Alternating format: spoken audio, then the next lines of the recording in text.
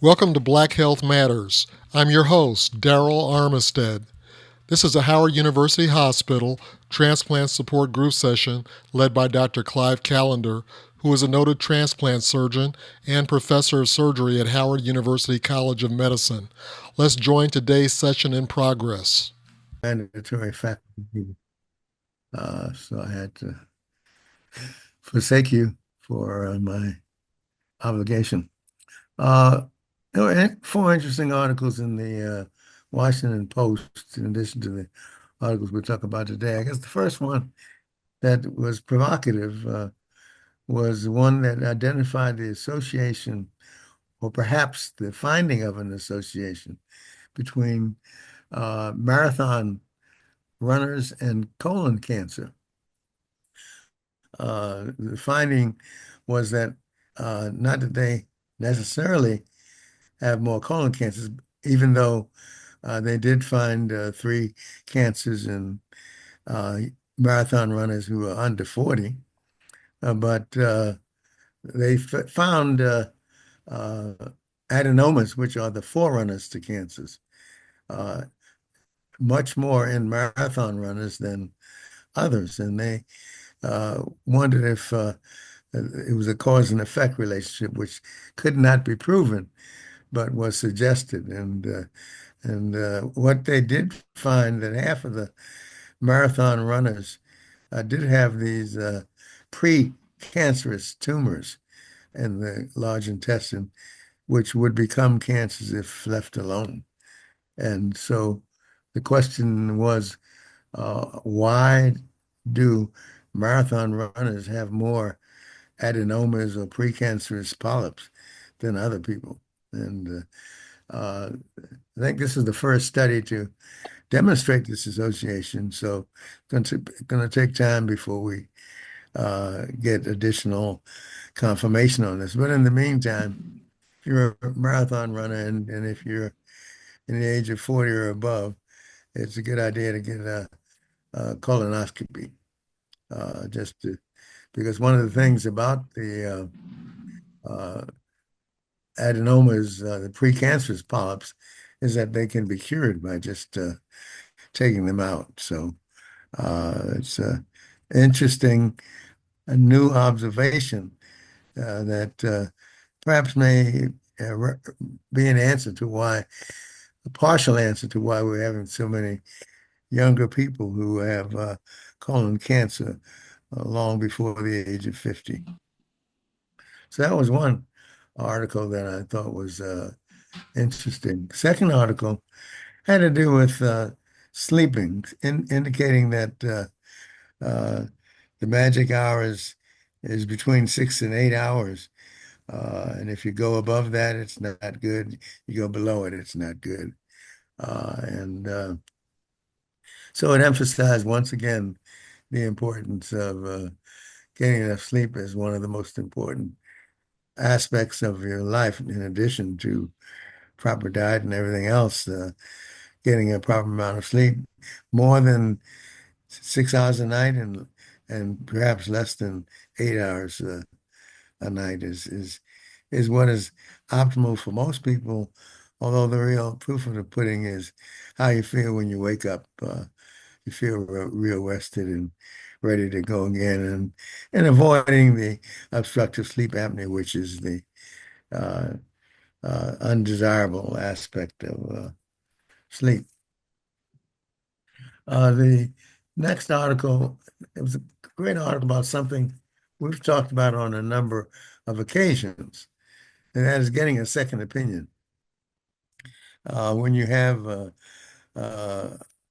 a doctor and you have a recommendation of surgery or some additional thing that's different, or if you have a cancer and there's a question about the diagnosis, it is thought that it's a good idea to get a second opinion.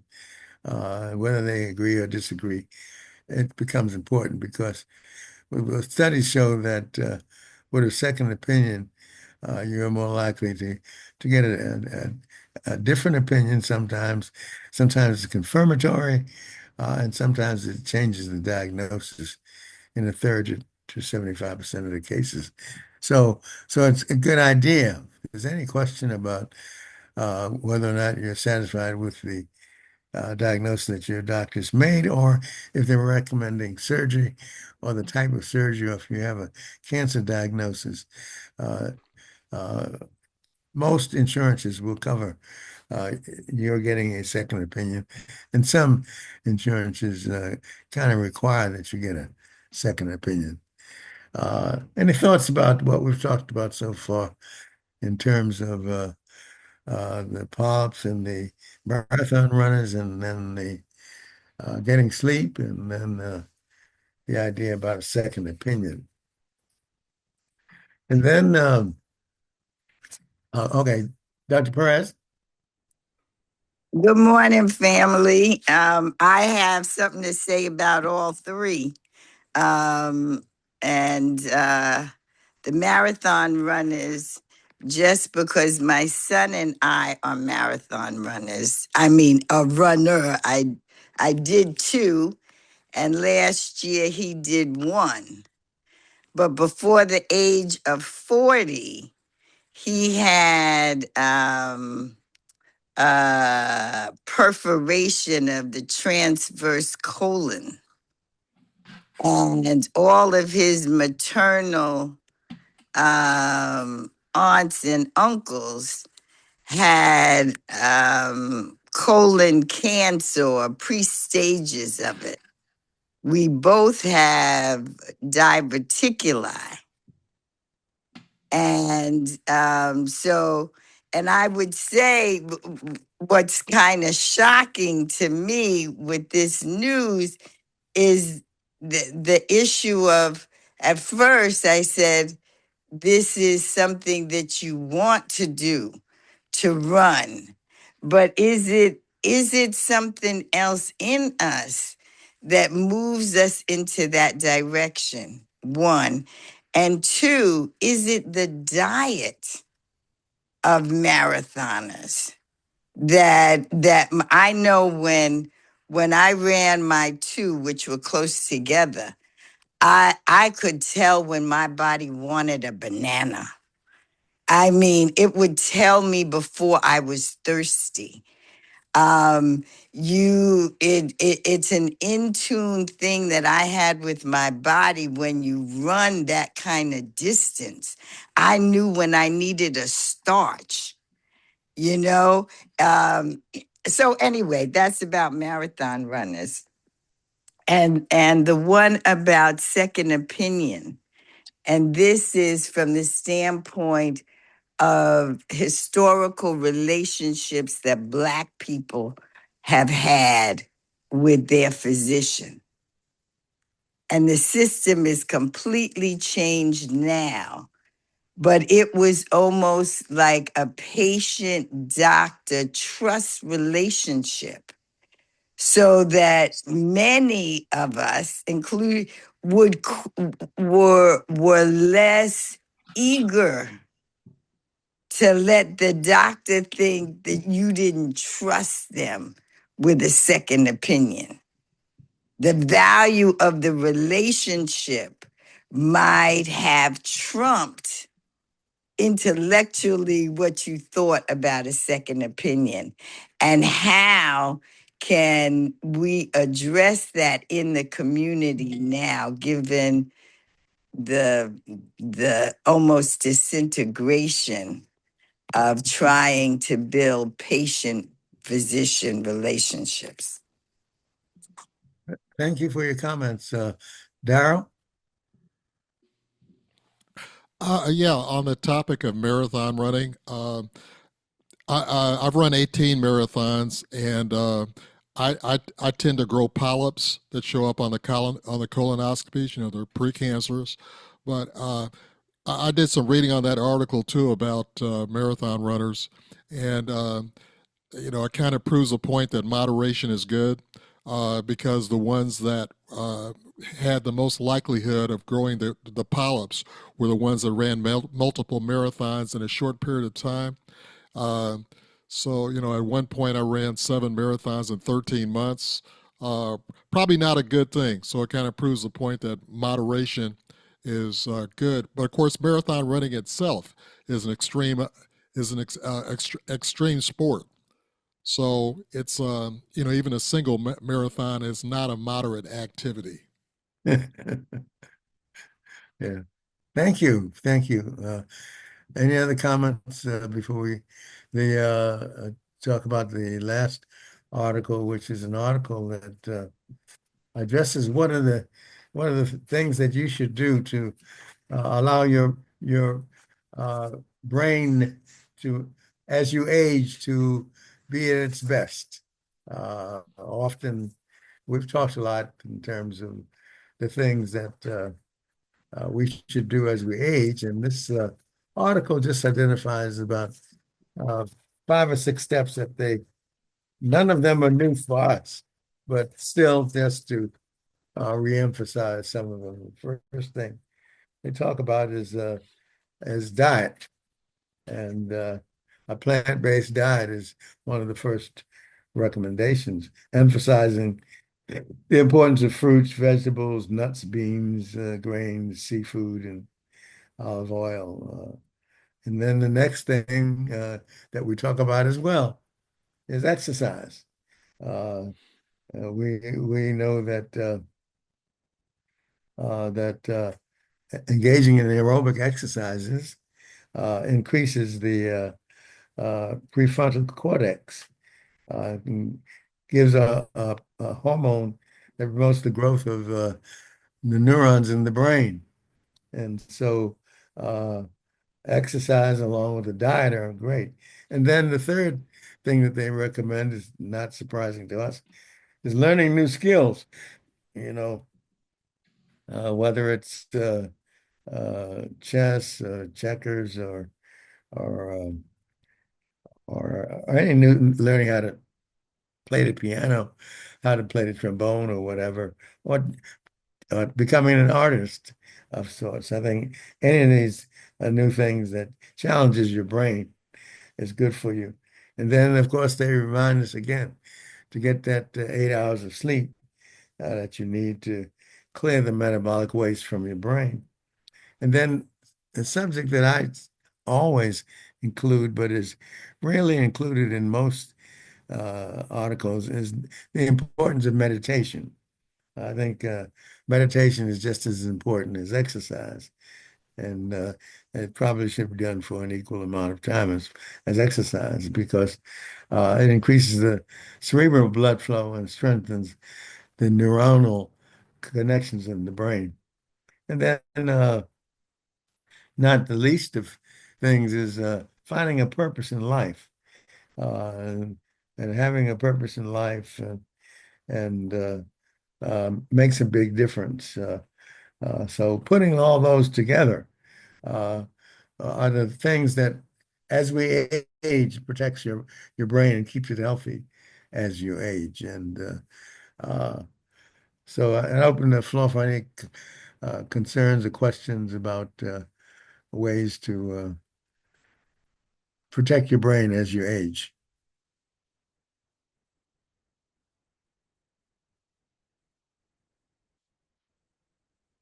No additional comments because everybody's doing all those things. Okay, all right. Um, One of the things that uh, we don't uh, fail to talk about is the importance of the diet, and of course we talk about all of those things anyway. So, but it's good to be reminded of the things that help us as we age to keep our brains healthy. Okay, if there are no more comments, questions about those topics, Dal, you can start the articles, please.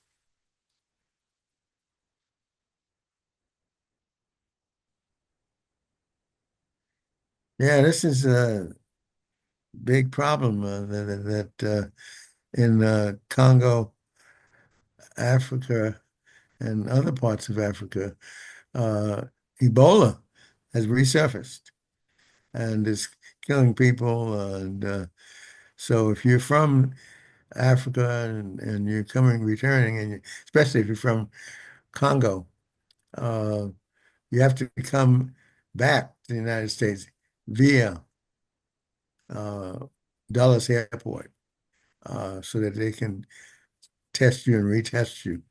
And as they identify Uganda and the Congo as the places where the Ebola epidemic is surfacing.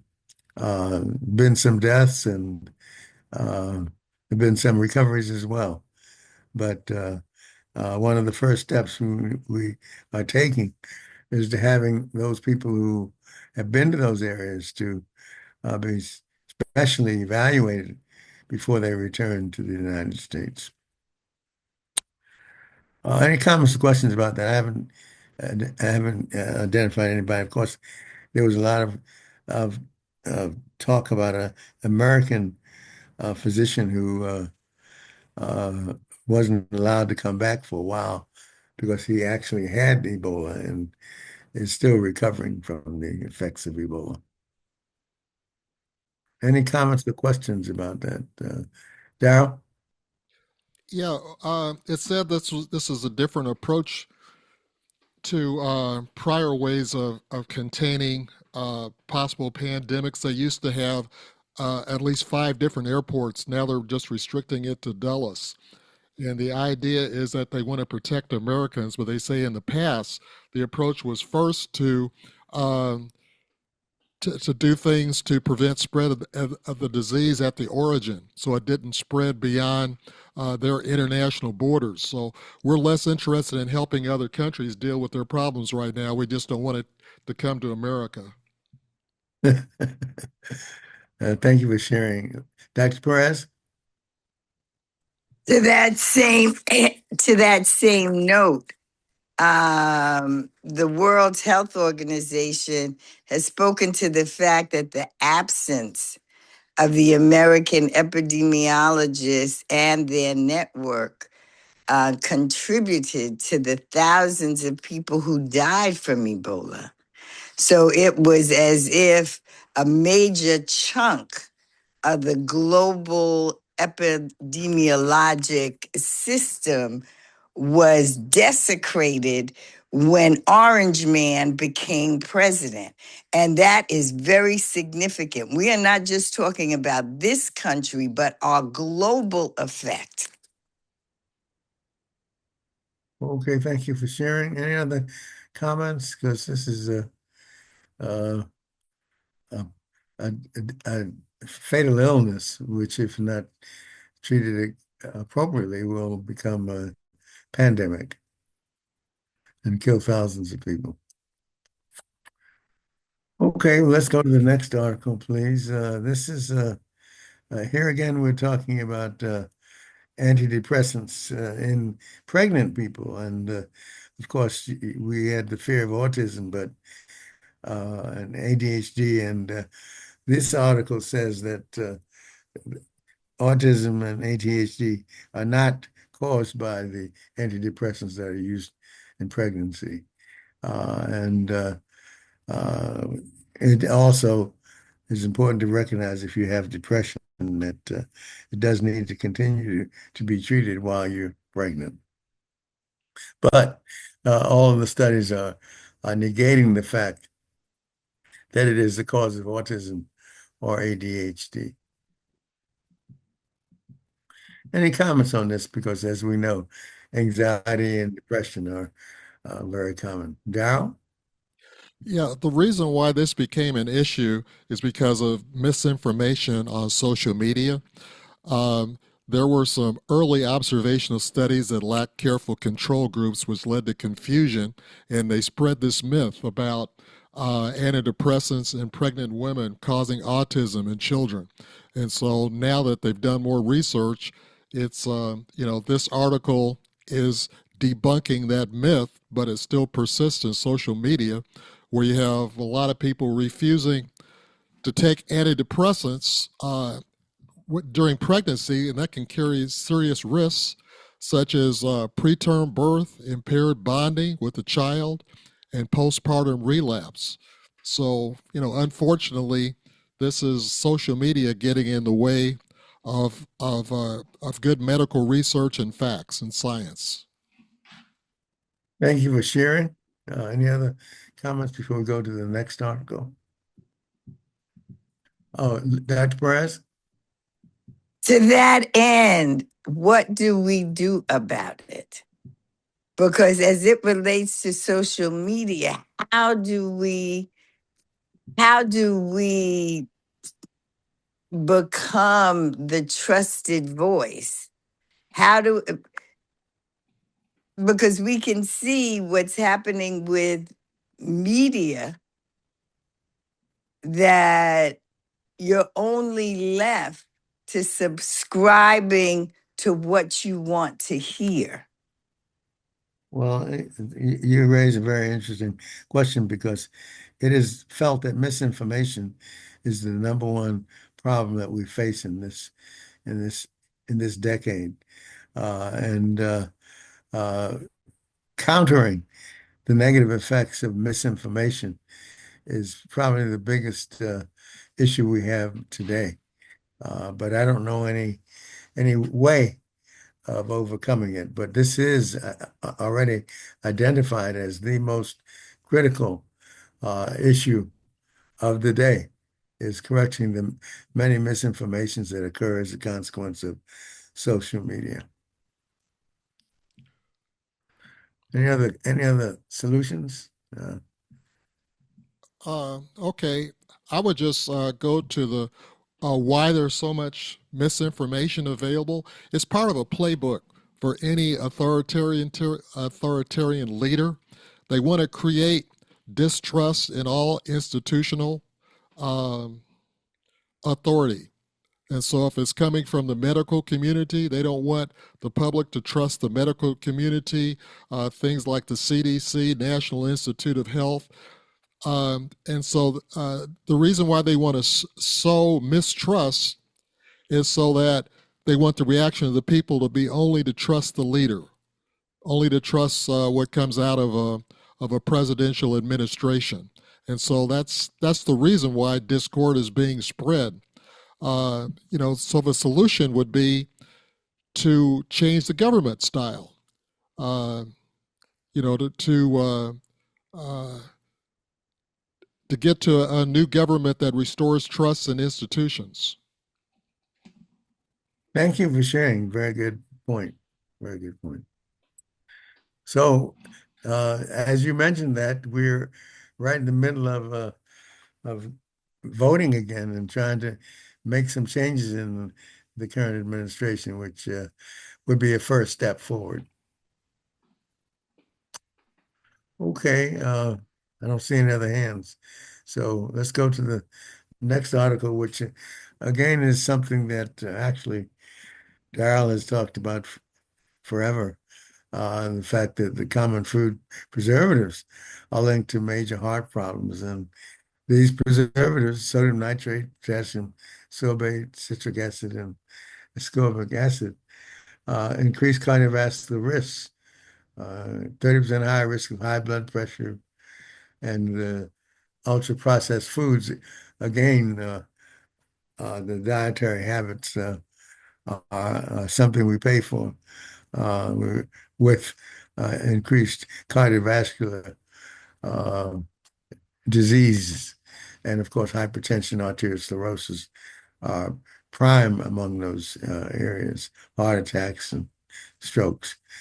So that our efforts to preserve foods are killing us. That's really what it's saying. And the food that you eat that has fewer preservatives. Uh, but of course, that also means that the food that you eat that's is going to not have preservatives, so you got to eat it. It's not going to be able to stay out for a long period of time. That's one of the issues. So, how do you overcome this? And we've been talking about this for quite a while now in terms of uh, uh, trying to uh, eat those foods that have have the least processing and have the least preservatives. But test after test is confirming that we're kind of eating ourselves to death. And people mean well. The preservatives are meant for us to allow tasty food and they mean well. But but as often has been stated, the road to hell is paved with good intentions. Now, Yeah, it can be. This article can be a little confusing on the surface because it talks about non antioxidant preservatives and antioxidant preservatives. And so you could think intuitively that if it's antioxidant preservative, it's okay. But it's just that there's two types of preservatives that are used for different types of food products. But the bottom line, like this article says, consuming high levels of preservatives in processed food, regardless of which type, it raises your blood pressure, heart attack, and stroke risks. So the way to avoid preservatives is to eat organic foods. And you know, the of course the problem that most people have with organic foods is that it costs a little more. And so they say Whole Foods, where you can buy Whole Food markets where you can buy organic foods is whole paycheck. That's what Whole Foods means. But yeah, on the other hand, you could spend a whole lot more for your high blood pressure, heart attack, and stroke risks. So, you know, you're going to pay one way or the other, but you could pay with a better quality of life if you eat organic food. thank you for sharing a very good point. Uh, Carol? Okay, this factor in days when we raised our own vegetables, killed our own meat without all this antibiotics, their life expectancy wasn't that long. So what they're telling us, the preservatives are killing us. When we farmed and slaughtered our own food, something happened and that killed us. So what's the solution? The solution is what Darryl mentioned is to have foods that don't have those preservatives. Yeah, but when the time was in the 30s and 20s and maybe 40s, people had their own gardens and people in the South slaughtered their own meat, their life expectancy wasn't that great, I don't think. Or have we shortened? Is our life expectancy now longer than it was, say, 50, 60 years ago, 70? Yeah, well, our life expectancy is, but of course, uh, it's still shorter than the global. I'm sorry, than the uh, developed countries' life expectancies, because we're down the list because their life expectancy is in the 80s and ours is still in the 70s. But it has improved compared to that which existed 100 years ago. Right. And to Dr. Callender's point, if you're going to do a real comparison, it's maybe not to 60, 80 years ago, although what there was something important that happened 60, 80 years ago, and that's the development of pesticides led by companies like Monsanto. And so uh, our food changed about 60 to 80 years ago. Our food changed in around 1960 with that's when we went to very heavily with pesticides and preservatives. Food used to go bad in the grocery store a lot quicker than it Yeah. does now. You know, your produce can stay nice and pretty. on, because it's coming. It's got to stay pretty for a long time because most of it's not local. It's you got fruit and vegetables coming from South America, from all over the world, and so it's got to stay pretty, or by the time it gets on your local shelf, it's going to look pretty bad. So the real comparison when you talk about countries that have longer life expectancy, they're in their 80s, and we tap out at about 76 for men, 78 for women. The comparison is what they do in Europe, where they have longer life expectancy, and especially Japan, where they have the longest life expectancy in the world. They're banning a lot of the preservative and pesticide treatment that we allow in America. Not that they have to stamp all their food organic over there, but their food is locally produced. Uh, it does like what we expected, like our food in the 80s were ground beef. It starts to look funny. It goes brown within a couple of days. When we used to go buy a pound of ground beef from the corner grocery store, you cooked it right away. Nowadays, you can buy a ground beef and that stuff is nice, bright, cheery red a week later. So that's what really changed. Catherine, I put a note in the chat. what's your comment? Any comment?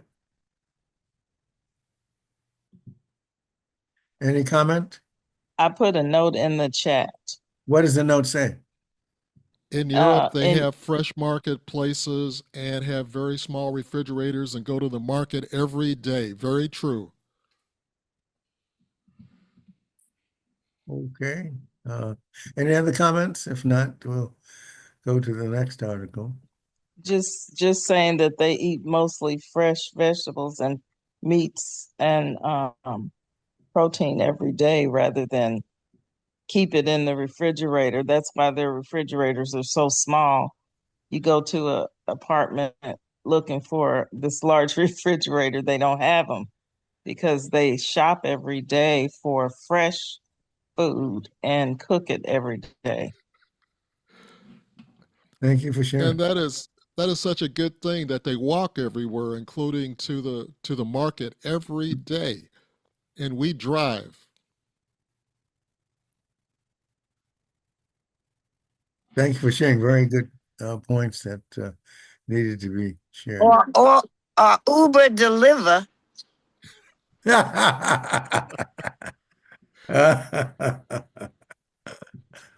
Okay. Thank you, Dr. Perez. This is next article is an article that is not too dissimilar from previous articles that talked about type 1 and type 2 diabetes being associated with higher dementia risk.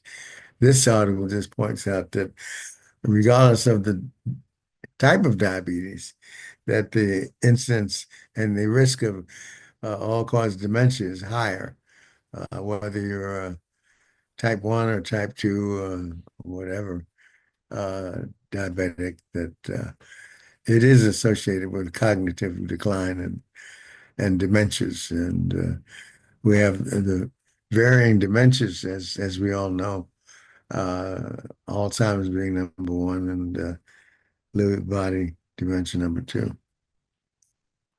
I don't know that there's much so far, much we can say about how can we, if you have diabetes, how can you decrease the risk of dementia? And so that still remains something that we don't have data on.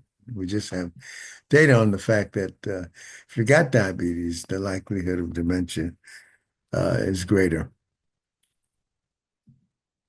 And since diabetes is so prevalent in this country, as is the obesity epidemic, it's a concern. Darryl? Okay, just help me understand the mechanism for this. So I'm thinking that with diabetes, you have high blood sugar levels and high fluctuations in glucose levels in your blood. And The high blood sugar levels can damage brain blood vessels, promoting harmful inflammation, increasing buildup of toxic proteins like amyloids and tau. And the amyloids are like a sticky substance um, that go to your brain and cause a dementia. Is that the right track? Am I on the right path with this? Yeah, yeah. I think that the insulin level is associated with the hyperglycemia because if your blood sugar's up, then you have more insulin excreted, and somehow the amount of insulin that's secreted along with the hyperglycemia is associated with arteriosclerosis, which is one of the leading points for vascular dementias. And the other points that you mentioned seem to be right on target. Of course, we don't really have all of the answers, but those are some of the things that we are thinking as we identify that diabetes is associated with increased dementia. You notice that none of those talk about what we can do about it. They just point out that the observation that diabetes type 1 or type 2 are associated with cognitive decline and increased dementia risk.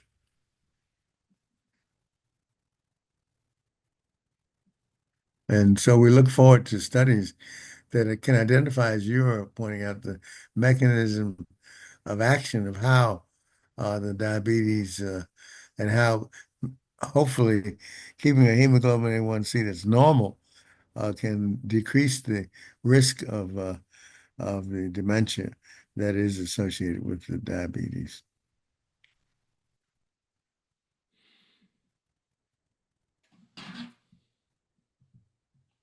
Carol?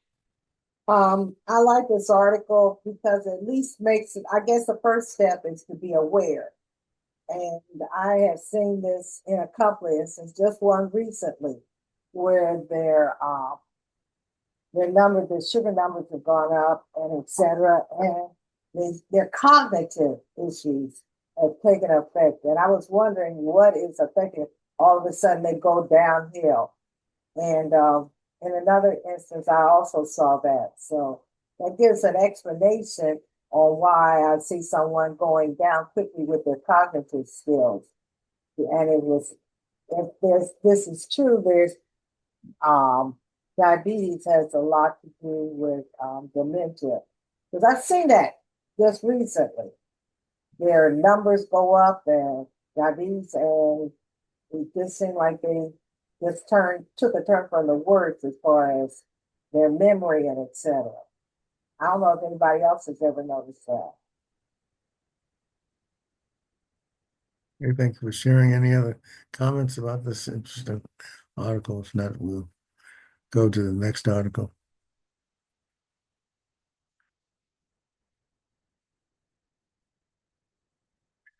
Well, this is an article that addresses one of the problems associated, even though it's from out of the United States, it still addresses an issue that was observed, and that was people who are on GLP-1 drugs when they got their anesthetics, they often had uh, gastric retention and and had aspiration and developed aspiration pneumonias.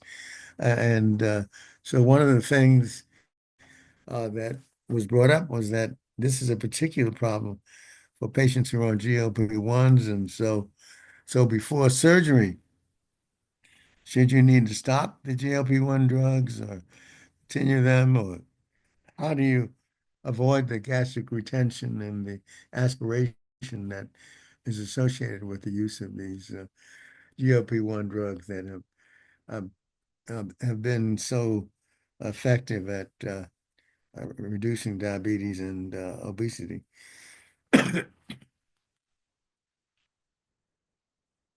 And most people think that you can stop the GLPs for a short period of time beforehand. And then that may be one of the ways of doing it.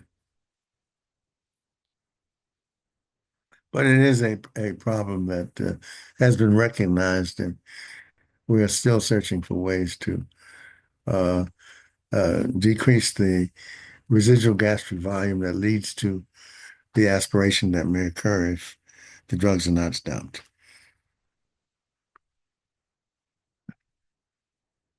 Any comments on this? Perhaps not too many of us on this online are taking GLP-1 drugs. Darryl? Yeah, I kind of understood this article to say that it has to be taken on a case by case basis because there's some pros and cons. It just depends on the patient whether or not you stop the GLP-1 drugs before surgery. Is that looking at it right? Well, I don't share that. I think that the observation is that in the past, the association of GLP-1 drugs with increased gastric volume retention has caused aspiration in the past.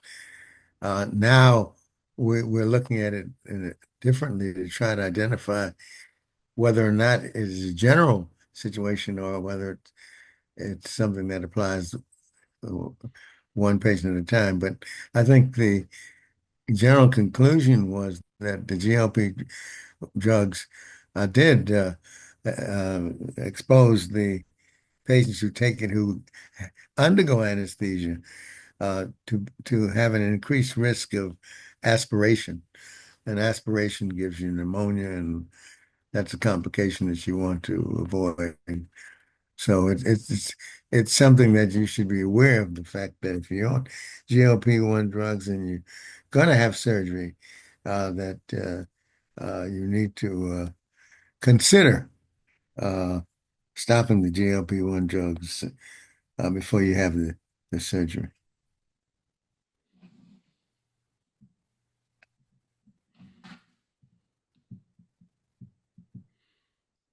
Okay, let's go to the next article.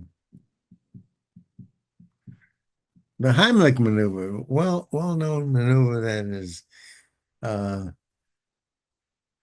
saved many lives since 1975 when Henry Heimlich introduced it.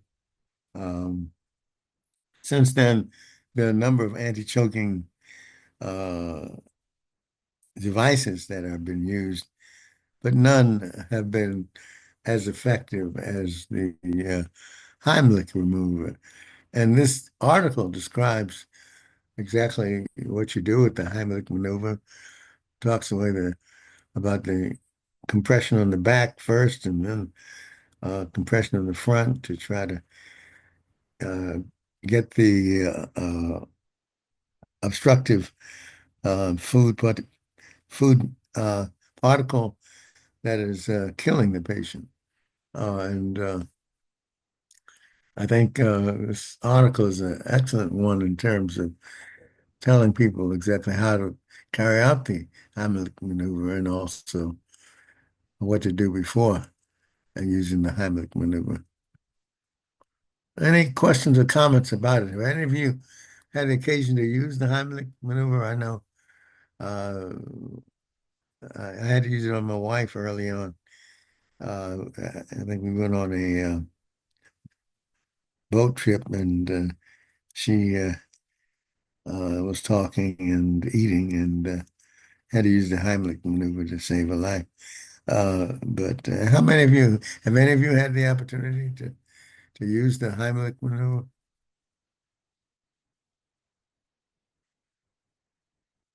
No, well, that's a good thing. No, and I'm not looking forward to it either. Yeah, well, be ready because it's life-saving. It's amazing. Somebody and if you don't remove that obstruction, the patients suffocate and they die. So it's a life-saving maneuver. When somebody points to their neck and they can't talk anymore, then action needs to occur promptly because within 10 minutes they'll be dead. But anyway, it's good to know what to do in a situation like that. Although it's ideal not to have to to use the Heimlich maneuver, but it's good to know how to do it in case it happens. Just as knowing how to do CPR is important. Whether you have to use it or not doesn't matter, but knowing how to do CPR becomes very important. Those are two things that are pretty basic, the Heimlich maneuver and how to do CPR. So getting training to do CPR and also have an idea how to do a Heimlich maneuver is something that is good to know. Any comments or questions about these life-saving maneuvers? You know, in the churches, one of the things that you'd want to have is knowing how to use the Heimlich maneuver, knowing how to do CPR, and also having a defibrillator in the church, especially if you know how to use it. One of the problems is that some churches have defibrillators, but they don't know how to use them, and they don't take the classes that are part and parcel of the defibrillator acquisitions. But anyway, it's just food for thought. Any comments or questions about any of this? Have all of you had CPR training? Not you should. You know, the age of people in the churches is usually well above 60. So the likelihood of having an emergency is great. Although I must note that it was when I was younger, I had many more people who came to church who had emergencies, you know, but haven't had recently. But that may be because a lot fewer people go to church anymore. So, Carol?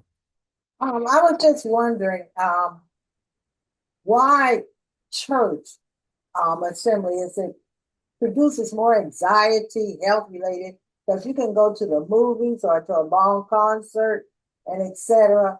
and not experience all the drama that you do in some churches. Or is it, I don't know, I was just thinking about you go to a movie theater and if you start choking or your heart, the ushers don't know what to do. Or is it just a setting of a church? Well, actually, I probably had more on airplanes. Also had not uncommonly, as well as churches, but uh, I don't know why the ch church is. I guess maybe in former years you had a lot of people who went to church, so you had more people that were uh, would get sick in church. I don't know why that has not persisted, except that probably the number of people who go to church is probably 50% less than it was uh, 30, 40 years ago, 30 or 40 years ago. Now, you know, when you're leaving church, you see all these other places filled up, and very few people are in the church, and they're everywhere else. Dr. Perez? But many of the people, seasoned saints, their activity outside of the home might only be church. Even though you see them in other places, I think most of the activity outside of the home, especially post COVID, for older people, tend to be church.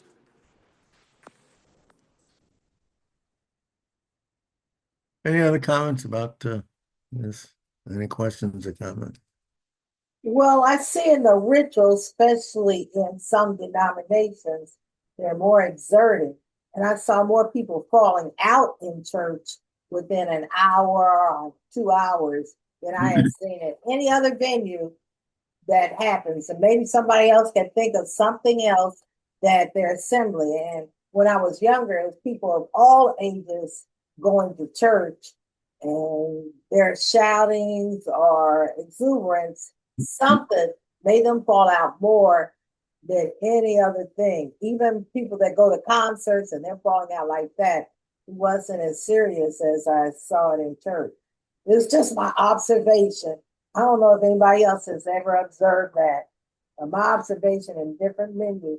When you go to the show, a theater, an opera, you don't see all that going on as you do in a church. That's an interesting observation that I noticed as well. Dr. Perez? There are so many more young people now going to church that's come out for definitely the Catholic Church, finding it more so in many urban areas, not having a racial breakdown, but definitely the younger generation. Well, I see them all in the places other than church. I think that the number of young people who go to church seems to have decreased markedly compared to how it used to be. Uh, and it was interesting. I was reading an article the other day that talked about who is reads the Bible more than and which ethnic group is more likely to be religious. And the article said that 50% of the people who are uh, ethnically black, uh, more than 50% of them are religious, in contradistinction to other ethnic groups. The black group is the group that is more religious than any other ethnic group at this point. Any other comments about any of this?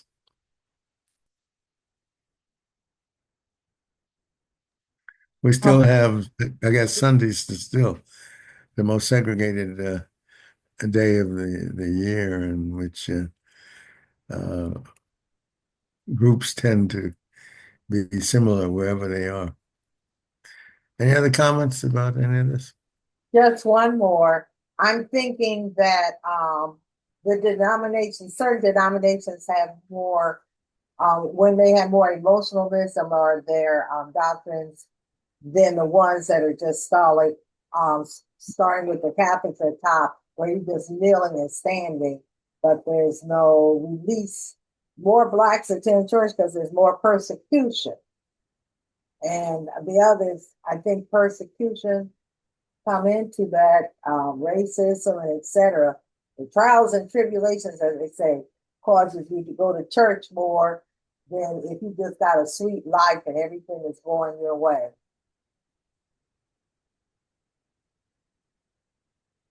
Okay, that's an interesting hypothesis that's why more blacks go to church than other ethnic groups. Mm.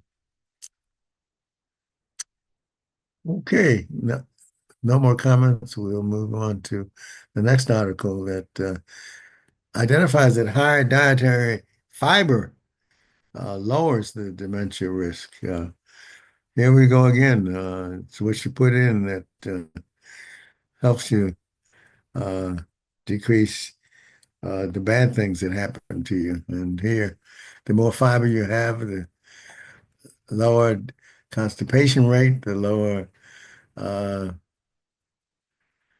the lower dementia rate, and the better brain health. And this is something that healthy diets emphasize that the greater the fiber, the better off you are in more ways than one. Any comments about this? Are we eating more fiber? Darryl? Yeah, I think the recommendation is at least 5 to 6. It's got a lot of grams per day guidelines in this article, But one good way to think about it is you need at least 5 to 6 servings of fruit, vegetables, and grains a day. And those should be whole fruits, whole vegetables, whole grains, because whole means that it still contains the fiber. You strip the fiber out, it's no longer, okay, like say white rice, fiber stripped out, brown rice, black rice, you still have the fiber. Um, so you get your fiber from fruits, vegetables, and grains. If it's whole grains, that's your primary source of fiber. And some people think that meat has fiber, but there's no dietary fiber in any type of meat. Uh, Beef, chicken, pork, fish, none of it has fiber. If you're thinking that, well, maybe there's fiber in neck bones, I like neck bones, or eating any type of edible bone, there's no dietary fiber in bones. So if you're going to maintain your good brain health, avoid dementia, you need to get your fiber through whole products.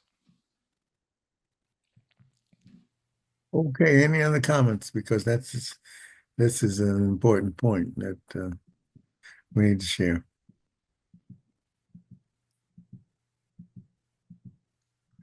Okay, let's go to the next article then if we have more comments.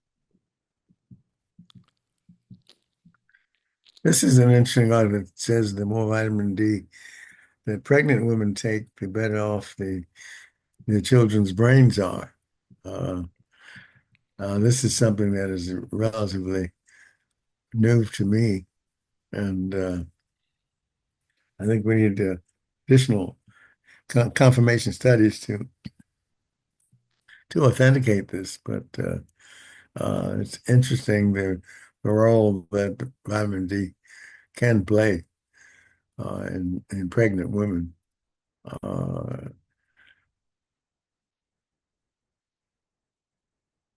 I think that it's been underappreciated up to this point, and so additional confirmatory studies, if this is the case, this is something that is very important to be aware of.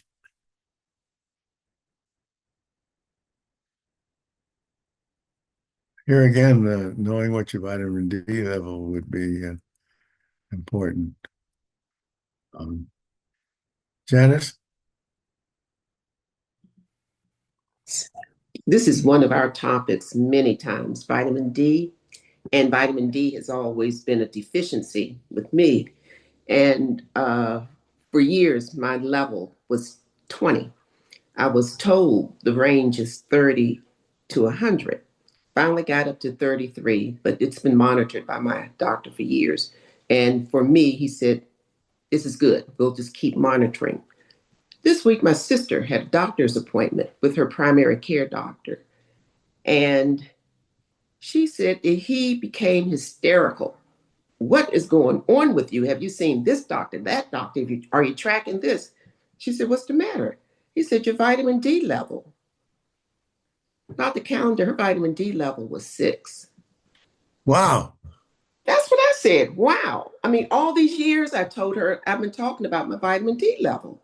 And she said he was belligerent. I mean, he gave her a prescription for a vitamin D pill to be taken once a week, and it's something like 50,000 milligrams. And I'm afraid international units, okay, whatever. It was 50,000. And Yeah. she said, what should I do? I said, I think you should take it, but I think you should also talk to the doctor to see what was your vitamin D level last year. This didn't just happen. She took the pill and she didn't feel well. She said she was very nervous and jittery, went back to the doctor. Don't take that. Now take 2,000 units a day of vitamin D3. I think she needs to get another doctor. Isn't 6 dangerous? Well, I think most people recommend 2,000 international units daily.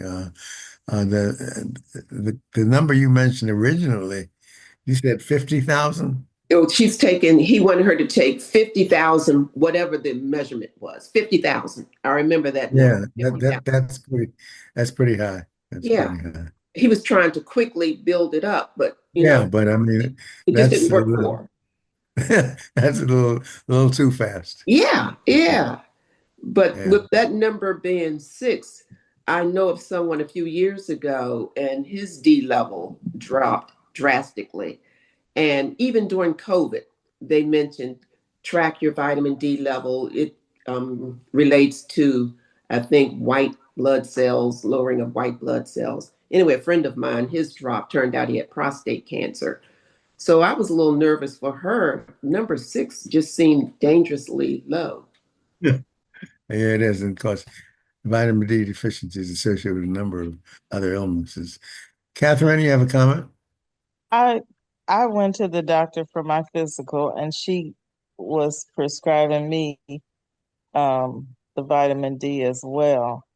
Yes, a couple of days ago. My question is, what test is showing your vitamin D level? Because I don't recall seeing that on the test that I got back. Which tests would show Well, that? you have to ask for Yeah, they blood have to work. ask for vitamin D It's a level. different test. I didn't think that the ones that she normally gives me had that on there. But anyway, she said perhaps maybe it was because I was talking about low energy and whatnot.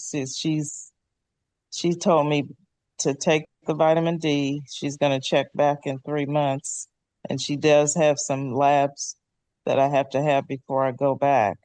So maybe that's one of the tests she's going to give me. Yeah, But she also said that as I get older, it's possible that it has something to do with sleep. So I have to do a sleep study as well. oh, okay. All right. Hmm. Well, thank you for sharing. But yeah, vitamin D levels are important to get on people who are over 60 Mhm. because it is associated with a number of diseases, including kidney disease. And Darryl, you had a comment? Yeah, a couple comments.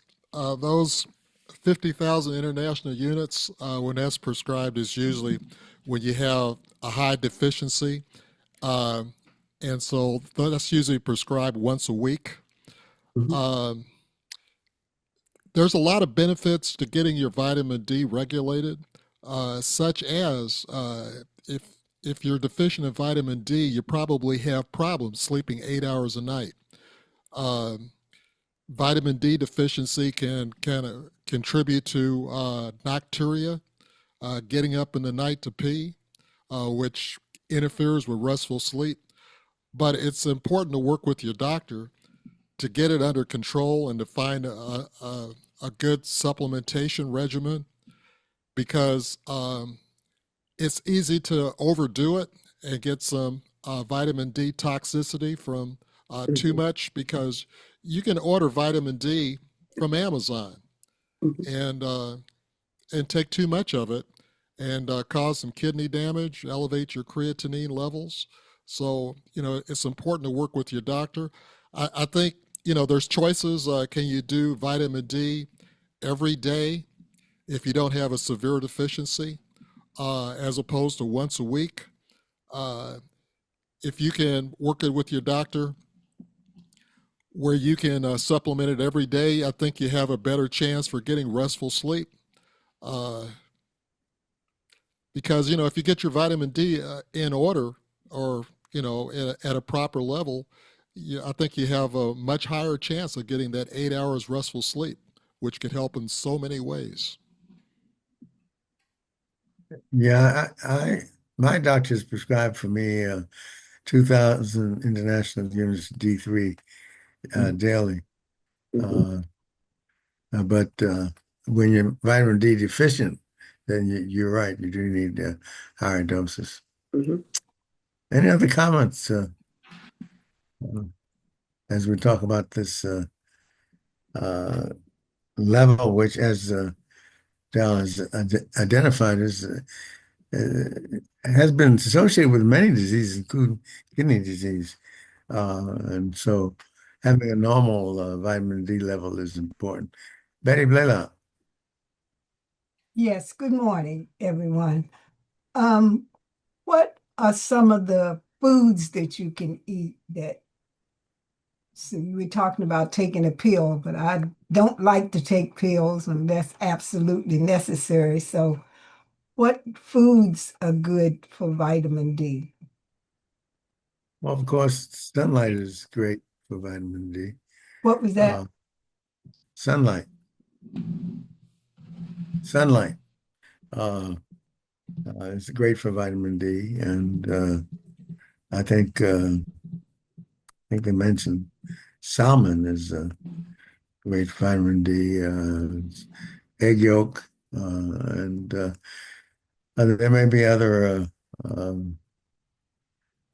Darryl, any other uh, foods you can sources of vitamin D? And of course, milk and Yeah. yeah, Fatty fish, cod liver oil, egg yolks, beef liver, mushrooms.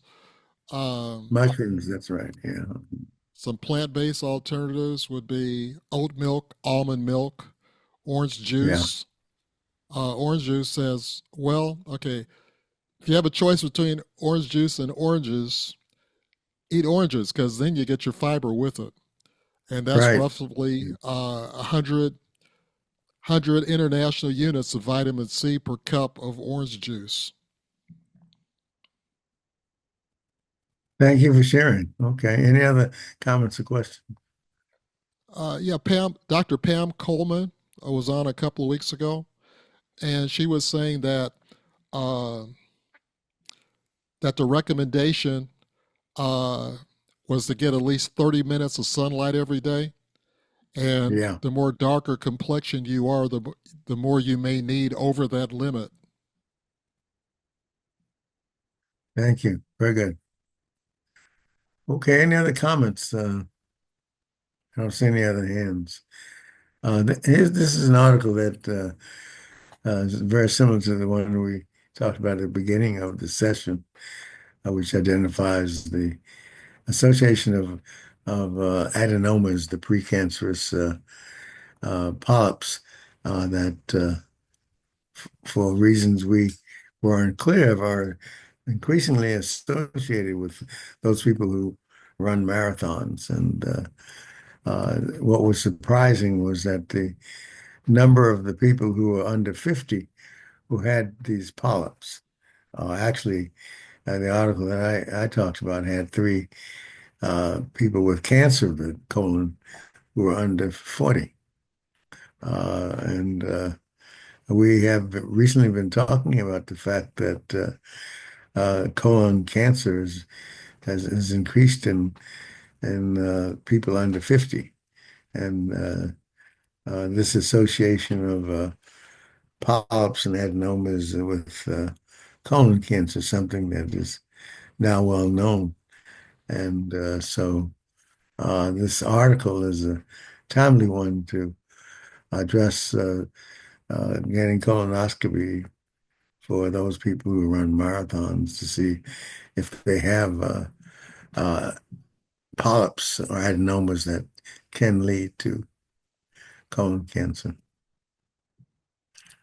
Any comments about this? I think Dr. Perez had made comments about this earlier, but I don't know if there are any additional comments because many of you were not here when we started off talking about this particular entity. Any additional comments or questions about running is good for you?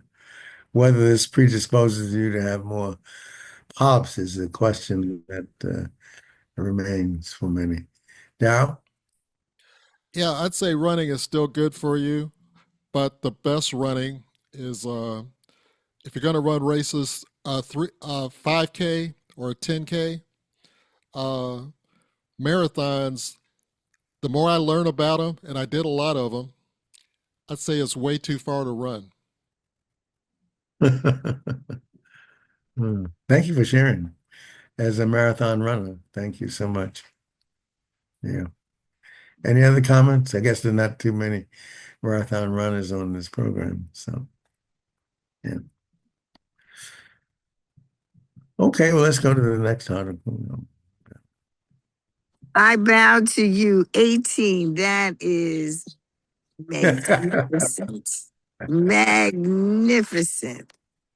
That's like John Tatum and his 100 blood transfusions. Yeah. Mm.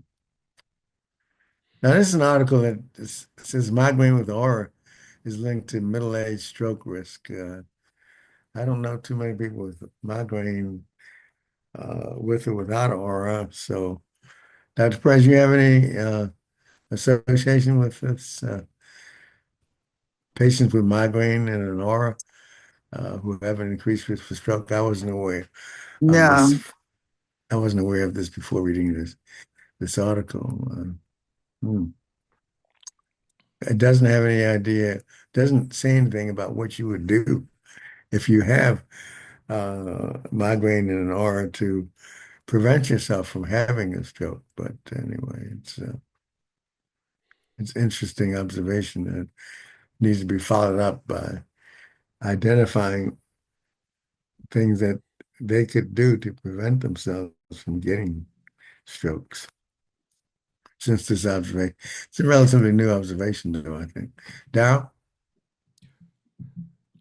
Yeah, I did some looking into what exactly is an aura, and it says it can be several different visual symptoms, such as zigzag lines representing a medieval fort that float across your vision, bright phenomena, shimmering spots, stars, sparks, flashing lights, vision loss, temporary blind spots, uh, cause scotomas, blurred areas, or tunnel vision.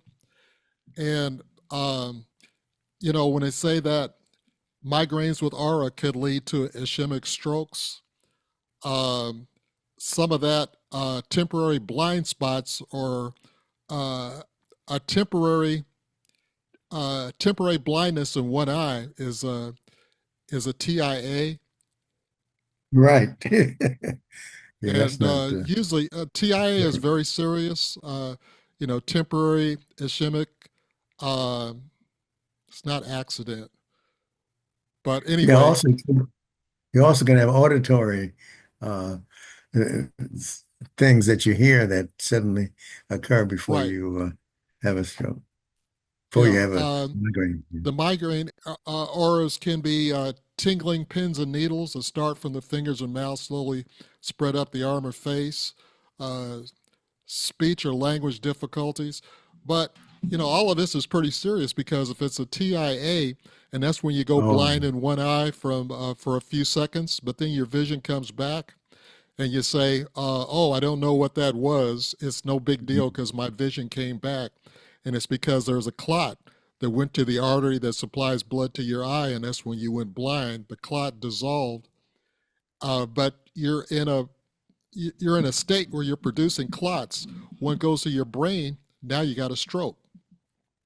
And so TIAs are so important to recognize the signs of a TIA because you're at great risk for a stroke in the next 72 hours. You have a TIA, you need to get to a hospital immediately because then they can prevent a stroke while you're in there.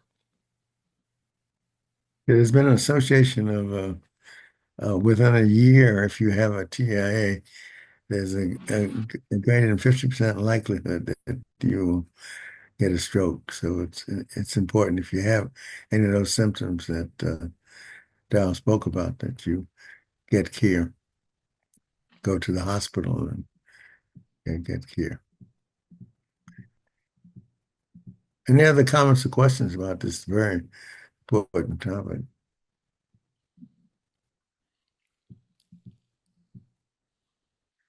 And then we come back to one of the issues we talked about before, and that is misinformation is risks to patients' health. And this is this talks about actually, one of the biggest problems we have is artificial intelligence.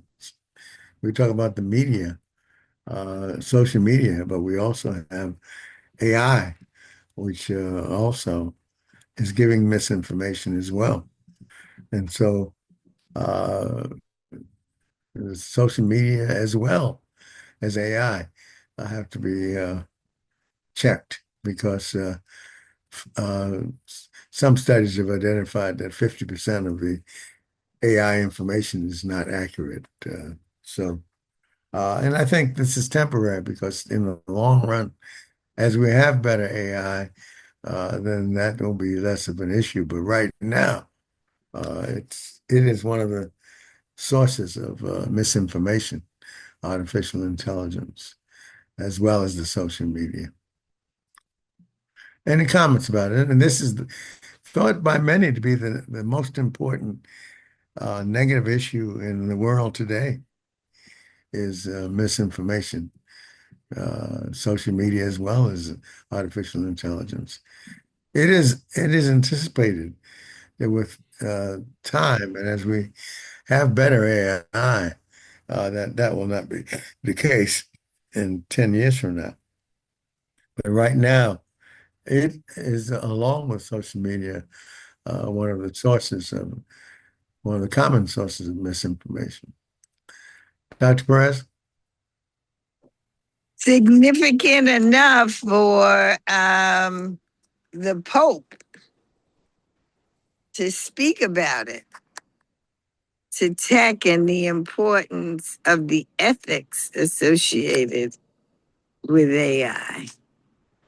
And the fact that AI is, when we talk about AI, we have to bring in the economic component and who owns, controls what and how. Thank you for sharing. Darryl? We've had conversations before about some people they take advice what they get from AI because they find it's difficult to get in touch with their doctor right away.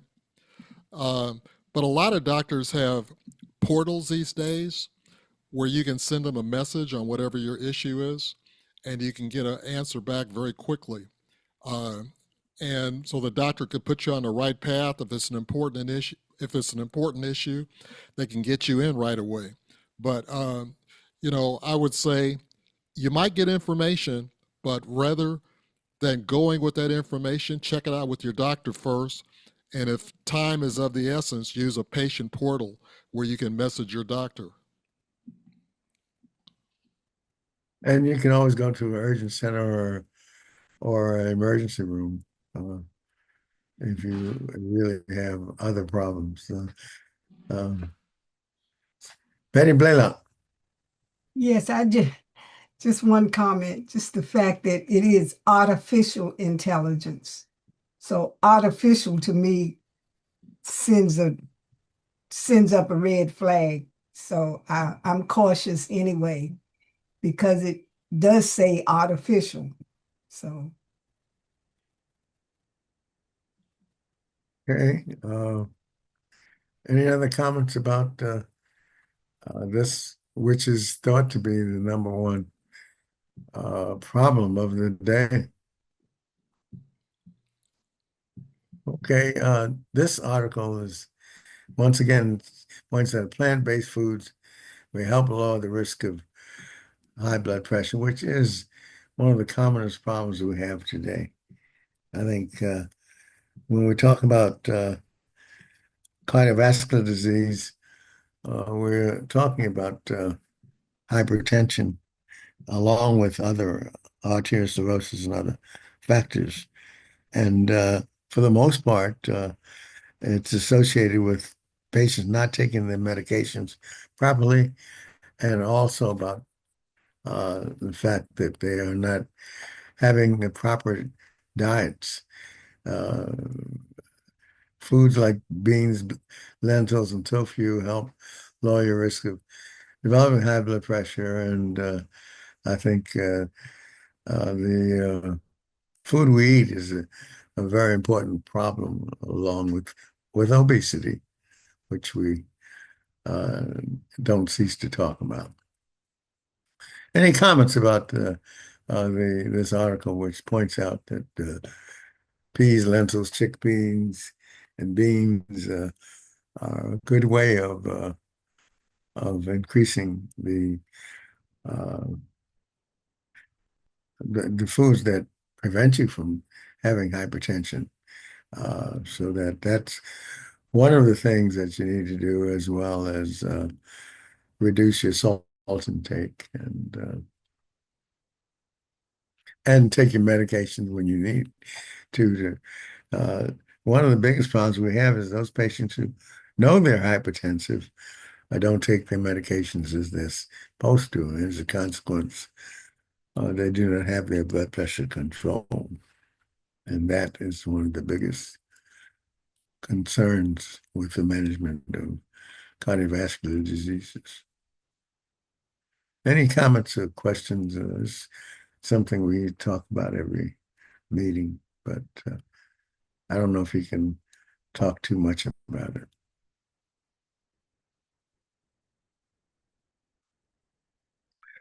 This next article talks about the C-reactive protein. That's what CRP is, which is a sign of inflammation. And for all of those preterm delivery patients with diabetes, they've identified that the C-reactive protein is very high, suggesting that this is something that is related to the cause of the diabetes. It also is high in obesity as well.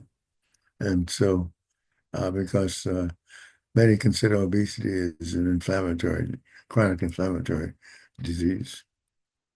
And so when you have that associated with preterm delivery and you have a C-reactive protein that's elevated, diabetes is thought that they may be related, that they cause and effect has not been absolutely determined, but it's food for thought.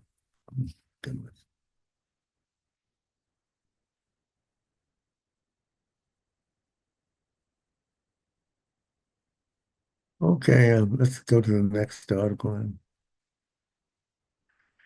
This is a shocking identification of linking tattoos to lymphoma and skin cancer. Although this is a study that is from European as well as Asian and United States, this this association is something that is frightening because nowadays it seems like a third of the young population has got something in the nose or tattoos all over the body. And this article points out that these pigments are picked up by the white cells and may be responsible for skin cancers and lymphomas, which can be lethal. And so we need to be sure that our young people are aware that these tattoos have been identified as being potential causes of lymphoma and skin cancers. And although many of these studies are done in Sweden, the question is this applicable to our American counterparts who are having tattoos all over the body? I don't know, your children and grandchildren getting tattoos? Janice? Um, I once heard if you have tattoos and have certain tests like MRIs, it's painful. Have you heard that, or is there any truth to that? No, I've not heard that. Mhm. I don't know whether there's truth to that or not. I've not heard or read anything about it. Okay. Carol? Yes, my children and grandchildren got tattoos, and I read the Bible to them. I preached, and then I just gave up. But I don't know what to say because as they grow, they're there on people. But what if I'm even willing to pay for them to get them removed. but nobody seems to buy the idea. So if you get it removed, do you still have this chance of lymphoma or melanoma? Well, I haven't seen anything on what you can do after you've tattooed and had these, how you can remove them, because I think that that work has not been done yet, but it needs to be done to identify if removing the tattoo will result in a decrease in the incidence of lymphoma or skin cancer. Um, let's see, Janice, your hand was up. I think tattoos now is a sign of the times. Whereas, Carol, I think years ago, if you saw somebody with a tattoo, it meant you were a sailor. But now everybody has a tattoo. I don't have any. Everybody except me has a tattoo. Well, I don't know about everybody, but a lot of people will. Yeah. And Darryl, any comments? Yeah, my understanding is that the ink doesn't stay in the skin. It dissolves and it goes into the lymphatic system. And so That's removing a correct. tattoo doesn't affect whether or not that tattoo will result in a lymphoma. Mhm. But I've also read that if you're going to get a lymphoma from a tattoo, that your window is about 2 to 5 years. You can get 5 years past the tattoo and you're good. Any other comments about this? Although I think the observation is that the younger population is uh, going tattoo mad and wild. So uh, trying to get your kids not to be tattooed or to have something in their nose or tongue is asking for a lot. Yeah. Dal, do you I have think any there's a additional comment?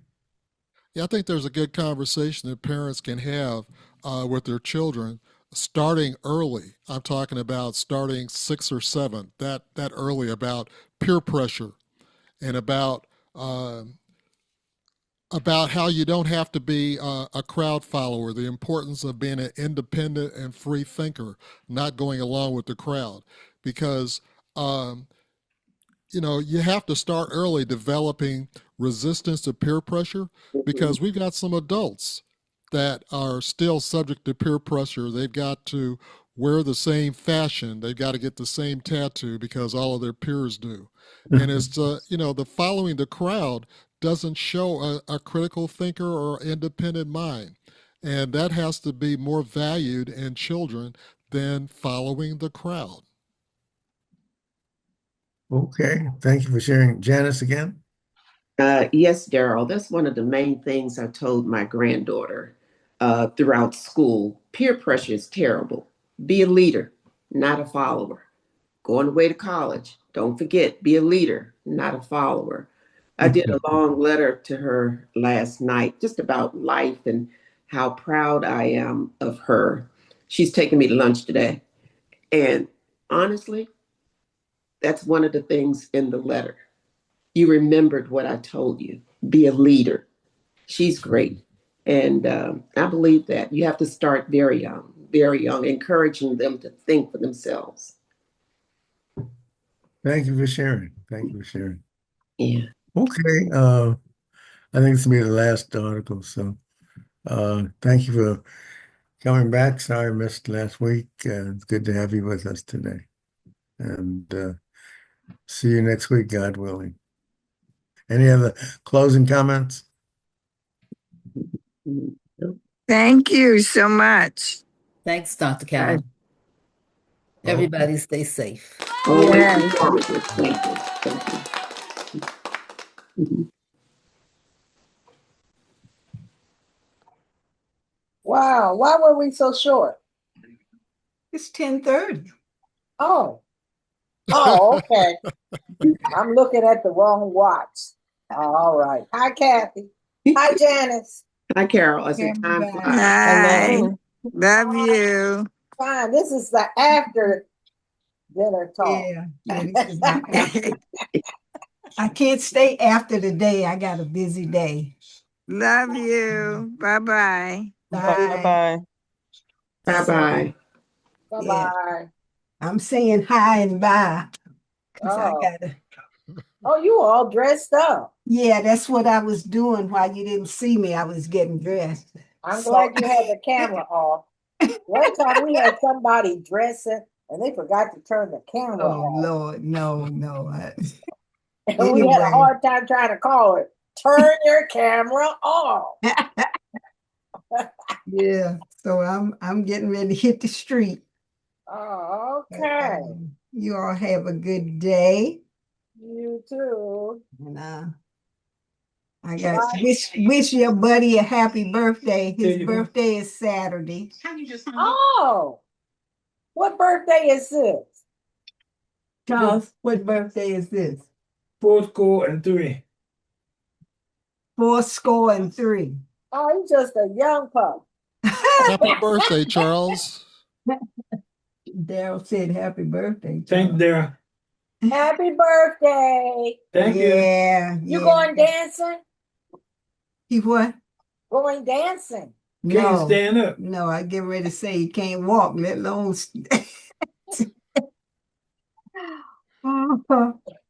Oh, No, I got a busy week.